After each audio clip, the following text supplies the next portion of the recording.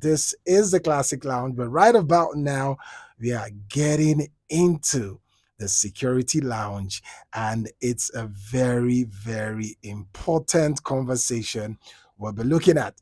And I have with me in the studio today the one and only a man who has carved a niche for himself in terms of effectively communicating, government's, efforts in various um, agencies and government establishment. He's worked and he's been doing that extremely well. He did that well with the EFCC, and right about now, he's still doing that effectively with the NDLEA, the National Drug Law Enforcement Agency. I'm talking about no other person than Dr. Femi Babafemi. He's with us here. He's the Director of Media and Advocacy for the NDLEA. Thank you very much. Good afternoon, my sir. pleasure being with you here. Thank you so very much. Last week we had you. You spoke so much about the fight about narcotics. There's a lot of there's a very close link between criminality and drug use and crime. And you find out that the under the able leadership of Brigadier General Buba Marwa, retired, who we all know as a man that has got that visionary qualities in terms of leadership in various places he has served. As a retired military officer, we knew of his antecedents in Lagos, in Borno State, in the military, and now he's at the NDLEA, and we've been seeing all the bust, the arrest. This is not what we call audio arrest. We've been seeing it, and so this is not some sort of image laundering for the NDLEA, but Nigerians can attest to the fact that you have been effectively communicating what you've been doing against all odds, the barons, the difficult system. You have been, bracing up, and you have been going further to ensure that we have a safer society, a drug-free society, and, trying to nip the epidemic in the bud. To be a part of our conversation, remember you can call the studio number 0902 199 9943, or you can send a message on WhatsApp is 0909 697 5943. All right. So I saw something from let me read something I saw online. In 2024, there was a report about NDLEA discovering or seizing or intercepting over 61,000 kilograms of illicit drugs in Nigeria. Tell us about the year 2024 in retrospect. Well, if we have to go back to 2024, that was indeed a great year in the history of drug law enforcement because it was indeed, I can tell you that, especially in the last half of the year when there were quite a lot of ferocious attempts by the drug cartels to bring in opioids, especially codeine-based syrup and tramadol into the country. And they did this trying to penetrate the country through the Tinkan and Apapa ports in Lagos. And unfortunately for them, again, they tried to sneak in through the on a port in the Port River Harcourt State, Port yeah. Complex in River State, where we also dealt decisive blows to their activities. And I can tell you that indeed, during that period, we had huge seizures of, for instance, tramadol. We seized them well over 200 million pills of tramadol alone. What is the street value of that? If you are putting all of that in street value, you are talking of very well over 100 billion naira for tramadol alone. Because over the years, especially in the last 4 years, we have tried to ensure that we face, because apart from cannabis, which is the most commonly abused because it is grown locally here. Again, let me take you back to 2018 drug survey report. Okay. The report was published in 2018. It puts the population or the figure of Nigerians who abuse cannabis at 10.6 million. 10.6 Yes, million the next Nigerians is abuse opioids. And so, opioids. apart from us facing cannabis right inside the forest or wherever they might be coming from, we also had to face the opioids because it's one drug that our youths especially abuse a lot.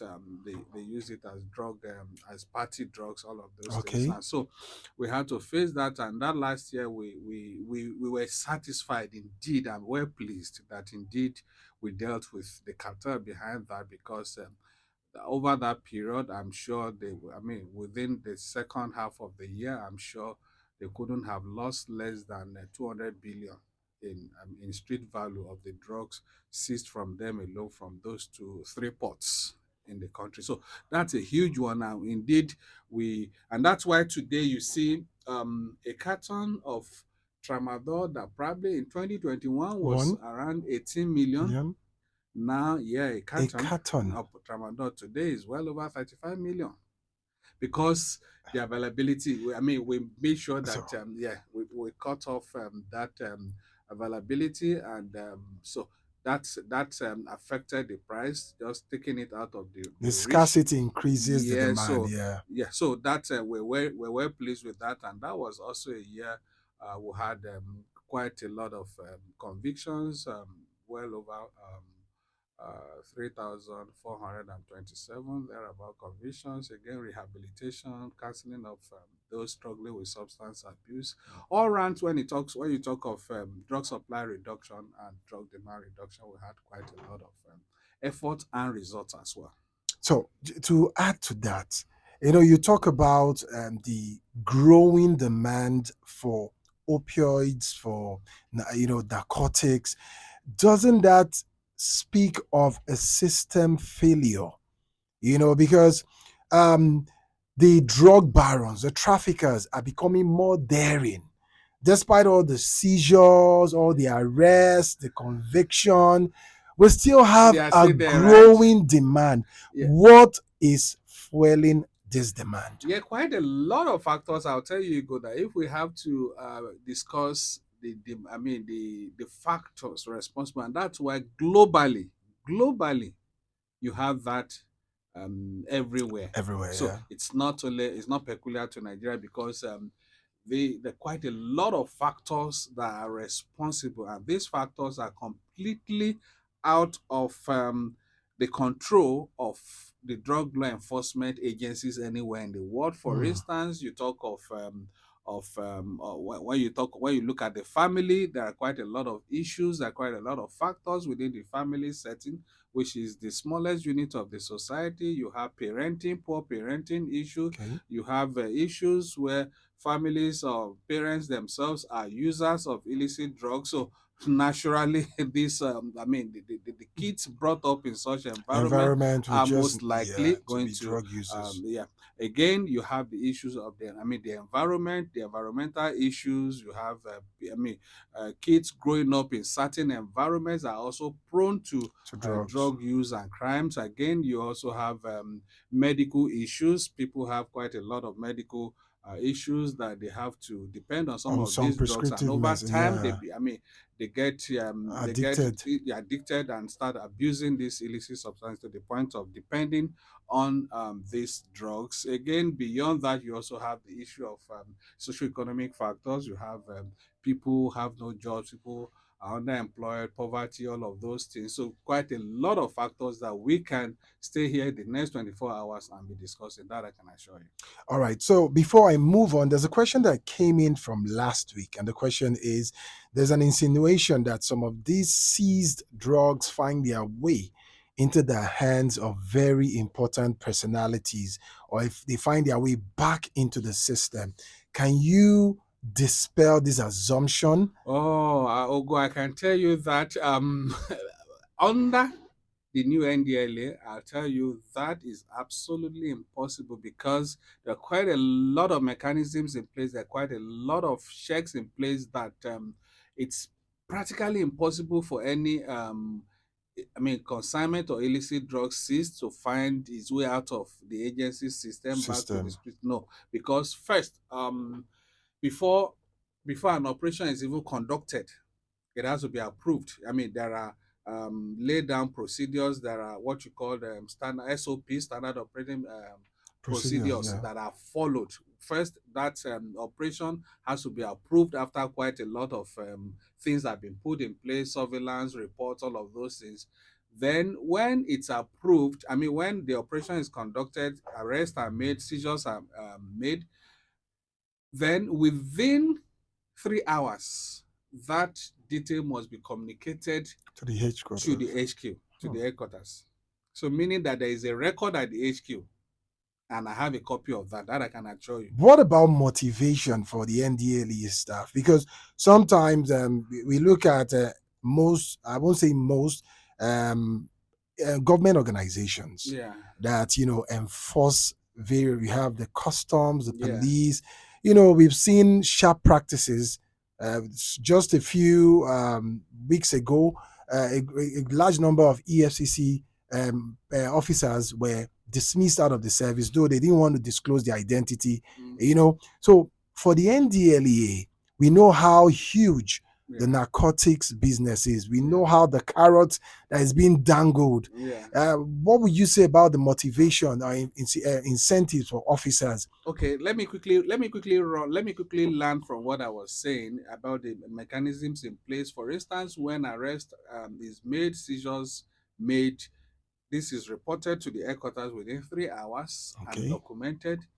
And then such seizures are taken to the exhibit room, where one another step mechanism in place there is at that point it's properly documented. documented. Not just one person has access to that exhibit room, two, three persons. So meaning that one individual or two persons cannot access without all of them And you coming have closed together. circuit cameras Of course, all of everywhere. those things, and even our operations, I can tell you, we're probably one of the leading agencies in Nigeria today that that had deployed um, um, head camera, operations Okay, camera. Where okay. yes, we had such used in by SR recently, where there was an issue, and but fortunately for the Body camera, yeah, cams, yeah. body cams that were used, first it reinforces the integrity of such So operations, for and the it also, body cameras, is there live feedback that's what at I'm HQ? saying. Okay, There is a feedback that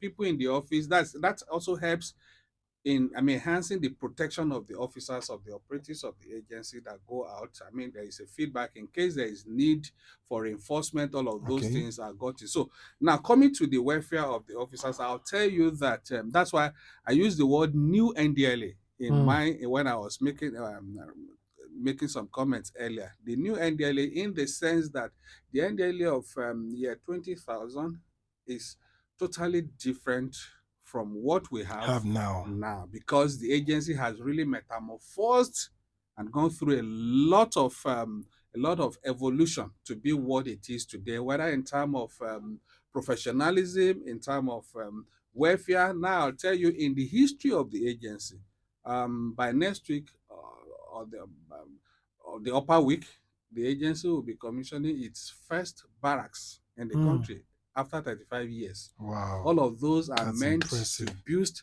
the The morale morale of and the. also enhance the work environment, motivate the personnel of the agency. Another one will be coming up, will be commissioned in Abuja here, also in a couple of weeks' time. So all of those things. Apart from that, you have enhanced emolument.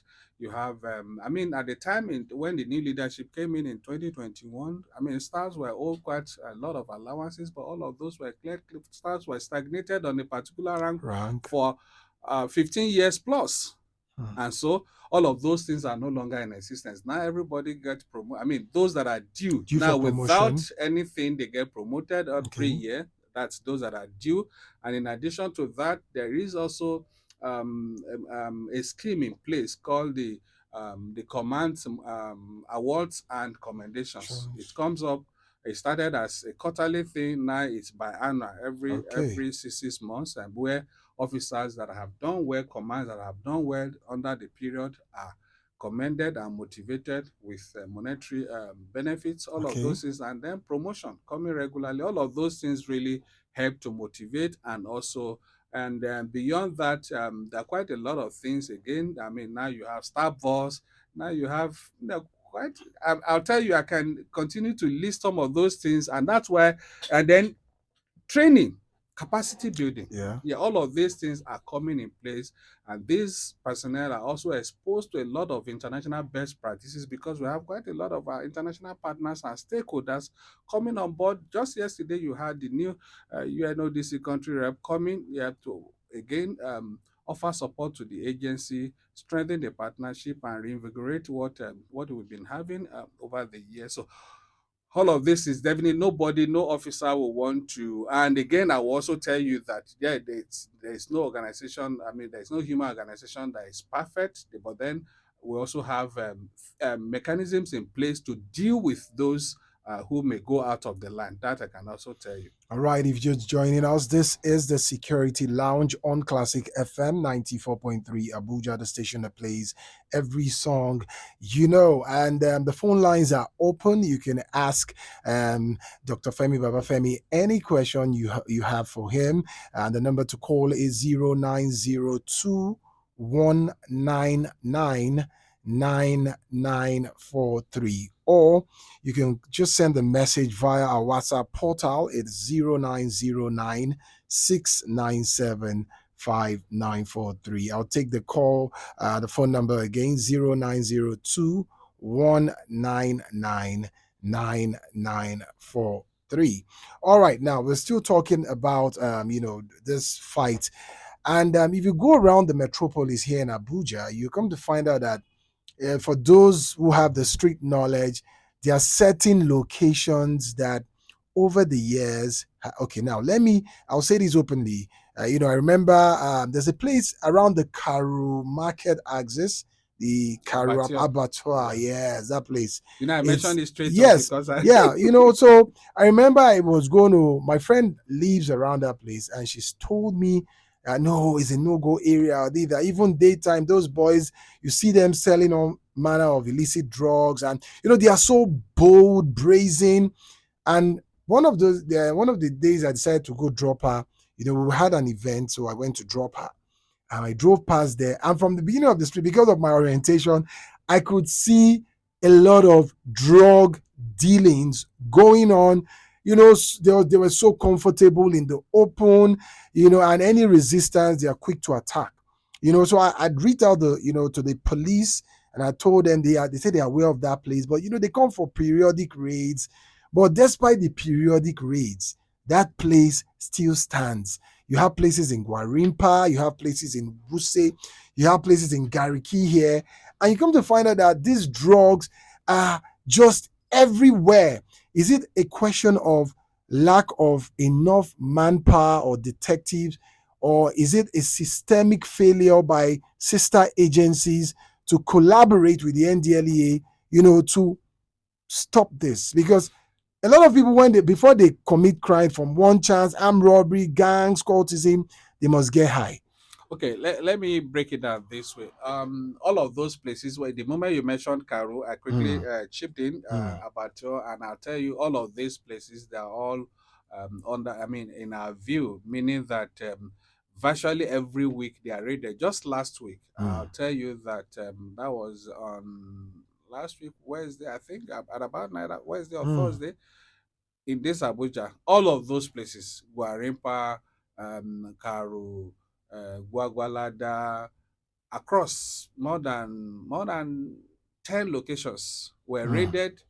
Our men were out there. In fact, I invited two TV stations mm. to be embedded into The to sting the team. operation, Yeah, yeah. just for them to see how it works, how it is, just for the public to get aware of some of these things. By 6:30 a.m. in the morning, our men were on ground to mop them up. Mm, That happened. Again, they obviously thought that was the regular raid. Nothing will uh, happen after that. That's we made some arrests, made some seizures. Again, that's also in Guarimpa. Jikoi. Some, yeah, Jikoi, they all are yeah. included included Jikoi. Then by 7 in the evening again, we were there, Mm, you know, simultaneously trying to mop them mm. up and all of this. And so it's these are places that, but unfortunately, I'll tell you, it's not much about. We have quite a lot of synergy with other security agencies and all across the country. But then policing anywhere in the world is not about the drug enforcement agencies. It's more of the people. For instance, Okay. in those locations, they are not out outer space. They are locations where there are residents, where there are people. And so we often tell the people that if you don't want these people in your community, they won't have a place. But most of them are an integral part of the That's community. what I'm saying. So the community has to also cooperate. You see, because for instance, we mobbed up in the morning, we mobbed up in, I mean, those people being mobbed up were human beings. They were not there. I mean, they are from Mm, homes, they are from mm. those communities. Yes, sir. They are coming from there. So we need to work. That is where that's the whole essence of the agency's war against drug abuse social advocacy initiative, to mobilize the people themselves to buy in and take ownership of this. I mean, taking ownership means I mean I don't have to see it as NDLA's work or government's work. It's Okay. our work, because the effect whatever these people are doing would have effect on my well-being, on the True. well-being of this True. community. So we have to come together as a people, as a community, to make sure that we do the needful. We play our own role. For Okay. instance, if these people dealing in these things live in our midst, do these things in our midst, we have residents association, landlords association. So we can come together and say, no, we won't, you won't have this space in our community, or else we report you to Yeah. drug law enforcement agency and say again. But unfortunately, again, in some of these places, the moment they sight operatives coming, they will be the one to alert these people that see your NDLA is It's coming, and coming. those ones will take off, abandon their, I mean, their consignment and take Yeah. off, escape into the bush or into the I have community. two questions already coming Yeah. from our WhatsApp portal. One is, what's the NDLEA's position on the potential legalization of certain drugs for medicinal or recreational use, such as cannabis? That is one. Then, secondly, what role does technology play in the NDLEA's enforcement efforts? This one comes from Aramide Ngwarimpa. More questions coming in, but let's take that one. Then Okay, let's talk about let's take from the last one. That's what role does technology? technology. Absolutely. Again, I would say the new NDLA is intelligence led. Every of our moves, every of our operations, they're all intelligence led. We Mm, don't just go out into a space mm, without enough sufficient intelligence. That is enough of technological based surveillance and all of those things would so, definitely use a lot of. And that's why you see most of the big guys coming in with drugs or going out with drugs.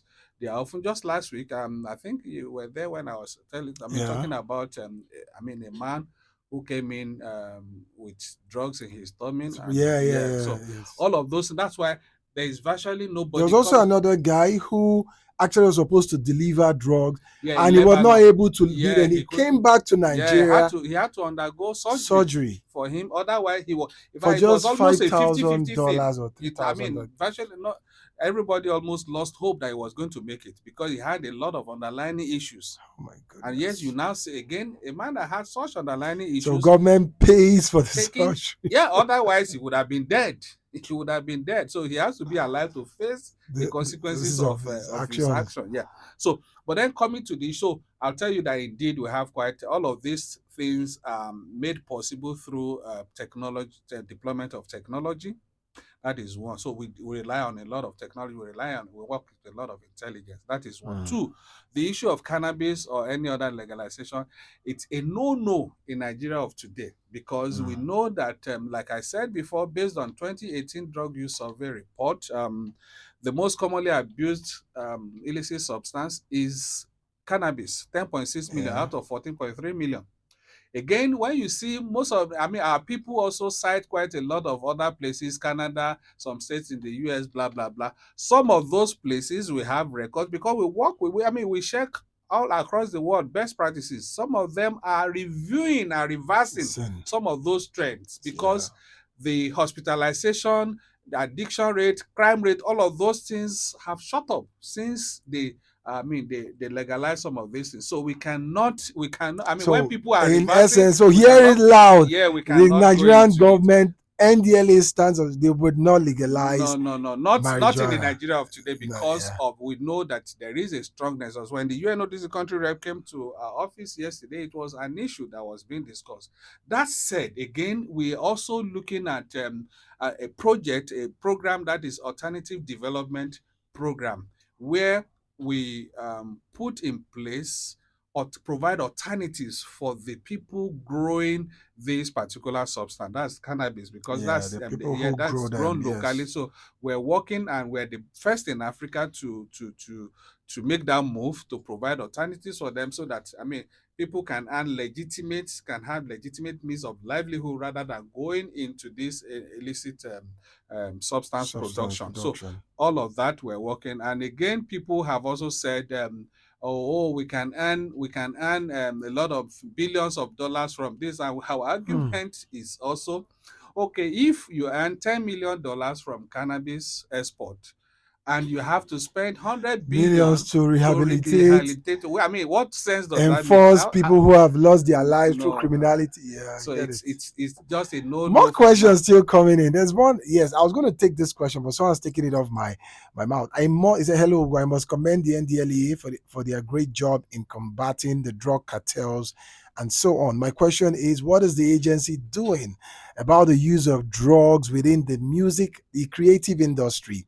We see all these guys and girls smoking everywhere on sets and videos, and also in their daily lives. These guys are supposed to be role models to some of the younger ones coming up. This from Oba, and sometimes even big brands endorse some of all these celebrities, but we see them, it's just like a norm. Yeah, Yeah.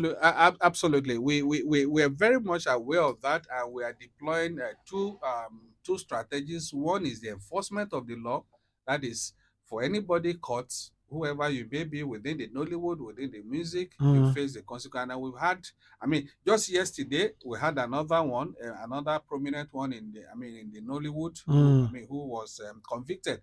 yesterday. He was, I mean, well brought up man, so to say, Wow. because Wow. he was a US trained, well, somebody that had quite a lot of movies on his Can imagine. record and all of those things. And then he was caught bringing in loud.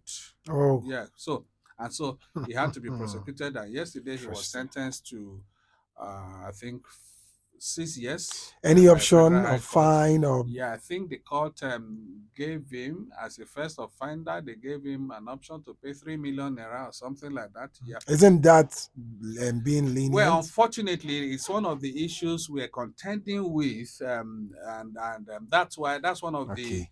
The, great benefits of. hello. Okay. Hello, good afternoon, Classic FM. You have 2 minutes, please. Tell us your name and where you're Hello. calling from. I can hear you. Hello. Good afternoon, sir. All right, sir. You have 2 minutes. Just go straight to the Please, question. I have question for your test. All right, please go on. Huh? Go on. Go on. Okay, please. Your guest is from the NDLEA. Yes. Well, I want to thank them for really showing up. I think when they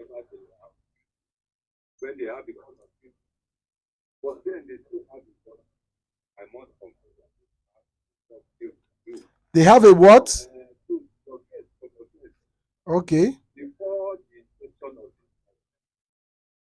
this present government, there was a call by the chairman of the organization that politically exposed the person to the So, okay, testing to go through some of sort the of government. drug test. Yes.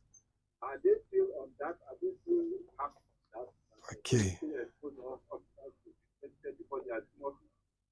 Number two, um, yeah, then they please help. What are what are the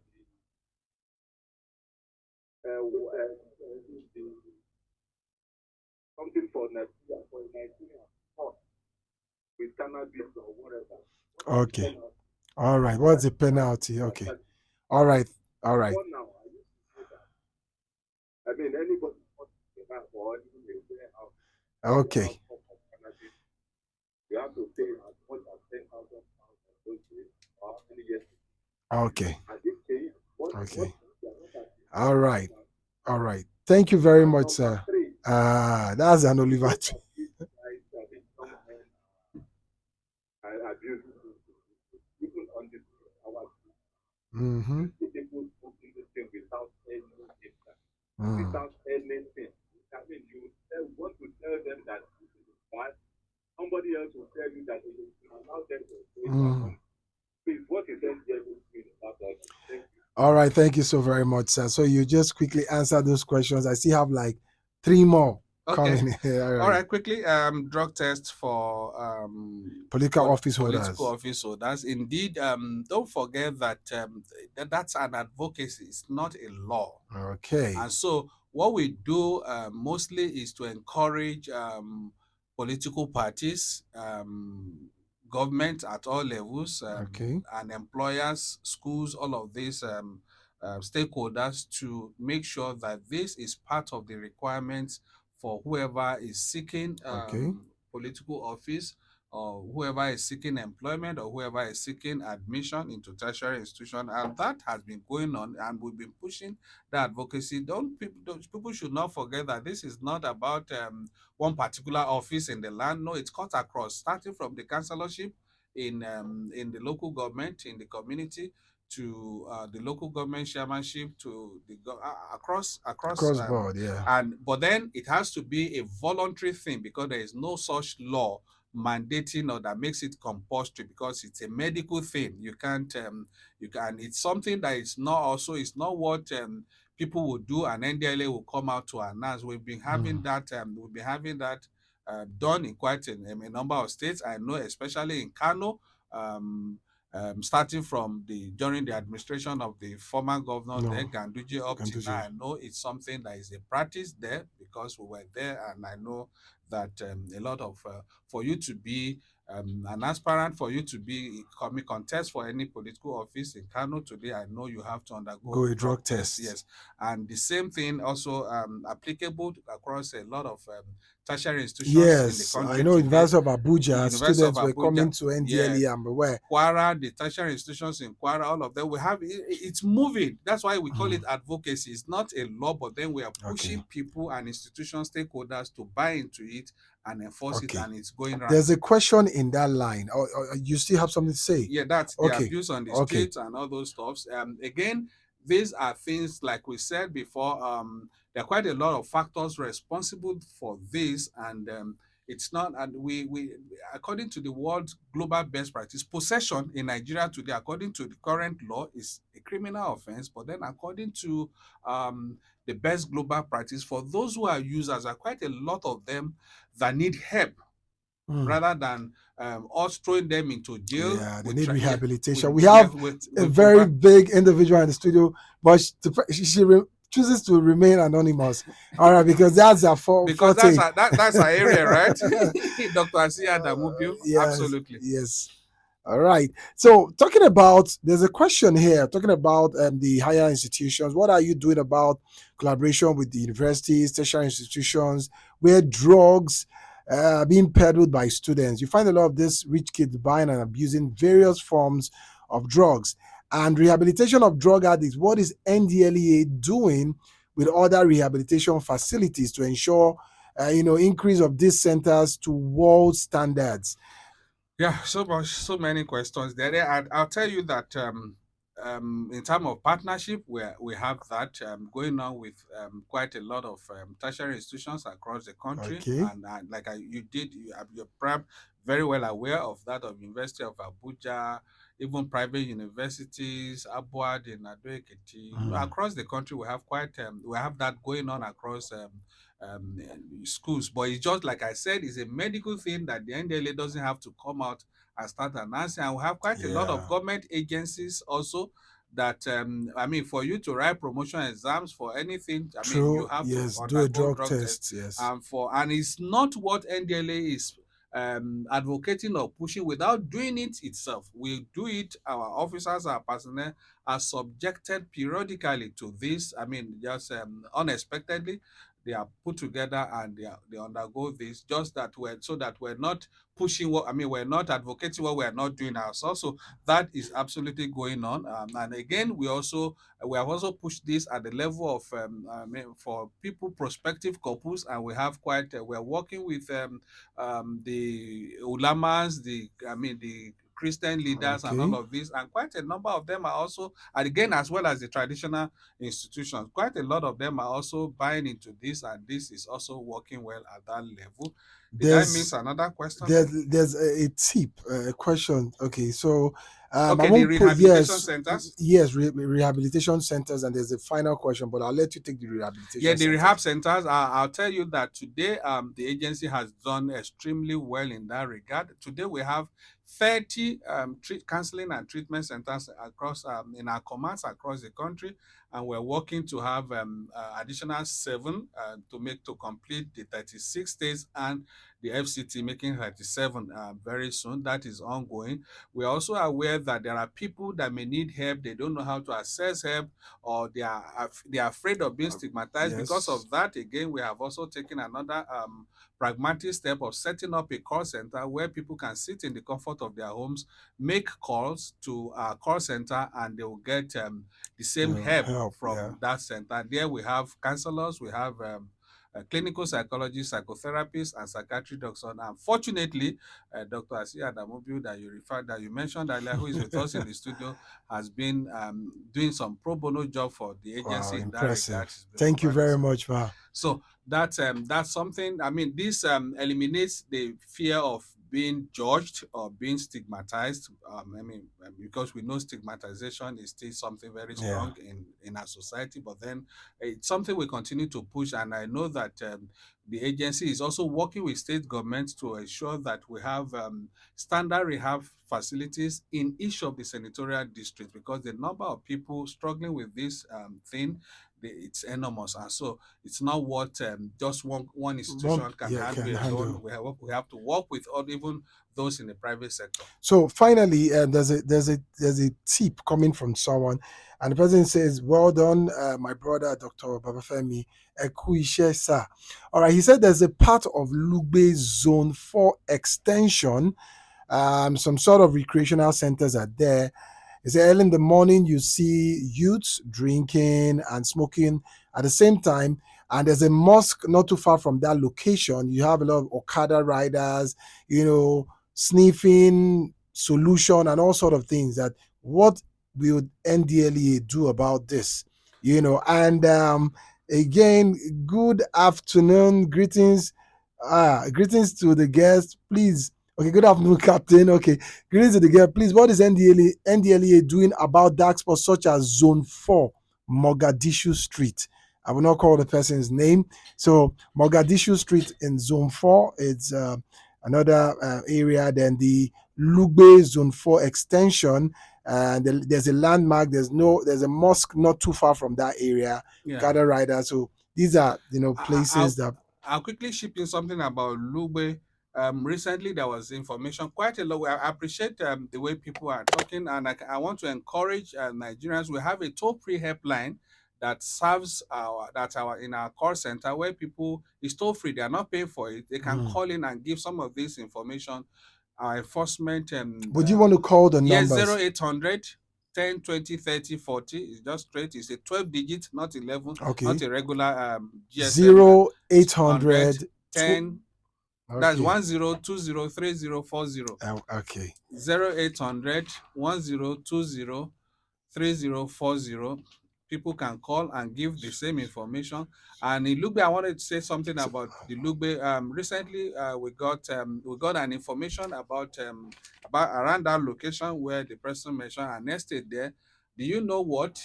The security guards employed to guard the estate were actually the ones selling selling this in drugs. it. I mean, this and we were able to take the guy out quickly when we got the What about information. the security company that was contracted?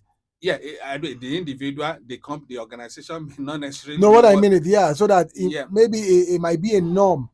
Sometimes they rotate these security guards. So this one, you get where they sell and at the business where they do. So it can be peer influence Yeah, amongst the, the way we work so is when we take out one, we don't just stay there, we extend the investigation to know who has it been relating with, who has it been dealing with. And that's why sometimes from just one small arrest, we trace until we get the big guy up there mm, who mm. is the one funding the big dealer and all of those things. So we try to extend this, and for this zone 4 extension, I'll show the person who gave that will try and do some work. Again, Zone 4, Mogadishu, that I believe that's Wuse. Who say Yeah, yes? that's a regular place for us. We have Then you have a look based on for extension. yeah, that's the first one. Yeah, definitely. I'll push that out soon as I'm out of this studio. But then these are areas where we always enjoin our people to, when they see these things, they shouldn't keep quiet. If there is nothing your community can do about them, please provide the information and you will Then see. lastly, just to chip in, sometimes the NDLEA, do you do like some sort of inspection in terms of most of some clubs, black bars, you know, drinking spots? There's another way you can, they abuse drugs by lacing it in hookah, in shisha. Yeah, of course. So, We have seen just last week that I mentioned. I mentioned we had some raids last week around this. I mm, think a week today thereabout. We had some raids across the FCT, about across Abuja here. An hotel was one of them. Was one of the targets in Wuse too here. mm, So indeed, and you would have seen in this Abuja. I know in the last 2 years thereabout, we've had two drug parties busted by the yeah, agency. yeah, So yeah. we work on a lot of intelligence on some of these things, and the moment we're able to um, ascertain that indeed this is happening in this place, they will take them on. All right. Thank you so very much. And the questions will keep coming in, but you've said so much and you've passed the message across. On behalf of Classic FM 94.3 Abuja, I want to say a special thank you to you, and please extend our regards to the visionary leader and General Buba Mara